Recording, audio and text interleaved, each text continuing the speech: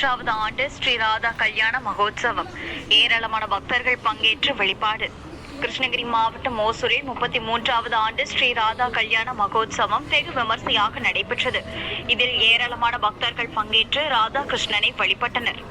20ஆம் தேதி வெள்ளிக்கிழமை காலை விக்னேஸ்வர பூஜை மற்றும் அஷ்டபதி பஜனை, பஞ்சபதி தியானம், திவ்யநாமம், டோலோற்சவம் ஆகிய வைபவங்களுடன் துவங்கி நிகழ்ச்சியின் முக்கிய நாளான இன்று திருக்கல்யாண வைபவம் வெகு விமர்சையாக நடைபெற்றது.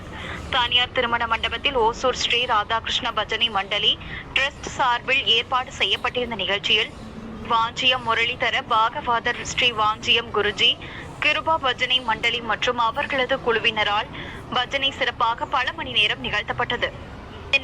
இந்த நிகழ்வில் மூத்த பாகவாதர் பெருமக்களுக்கு பாகவாதர் சிரேஷ்ட பட்டம் வழங்கி கௌரவிக்கப்பட்டது. மேலும் ஓசூர் கிருஷ்ணகிரி பகுதிகளில் சமூக சேவை செய்தவருக்கு சேவா சிரோன்மணி பட்டம் வழங்கப்பட்டது.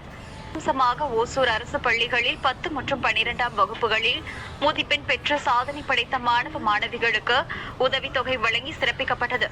தொடர்ந்து இந்து வைணவ சம்பிரதாய முறைப்படி ஸ்ரீ கிருஷ்ணா திருக்கல்யாணம் நடைபெற்றது. வேத விற்பனர்களின் வேத மந்திரங்கள் முழங்க ஸ்ரீ கிருஷ்ணர் ஸ்ரீ ராதைக்கு மங்கள திருமாங்கல்யம் அணிவித்து மாங்கல்ய தாரண நிகழ்ச்சி நடைபெற்றது. இதன் பின்னர் சாஸ்திர முறைப்படி ஸ்ரீ ராதா கிருஷ்ணன் மாலை மாற்று நிகழ்ச்சி உள்ளிட்ட நிகழ்வுகள் மிக சிறப்பாக நடைபெற்றது. இந்த விழாவில் 3 நாட்களாக ஆயிரக்கணக்கான பக்தர்களுக்கும் பொதுமக்களுக்கும் அன்னதானம் வழங்கப்பட்டது. இதில் ஏராளமான பக்தர்கள் கலந்து கொண்டு ஸ்ரீ ராதா கிருஷ்ணனின் அருளை வேண்டி வழிபட்டனர்.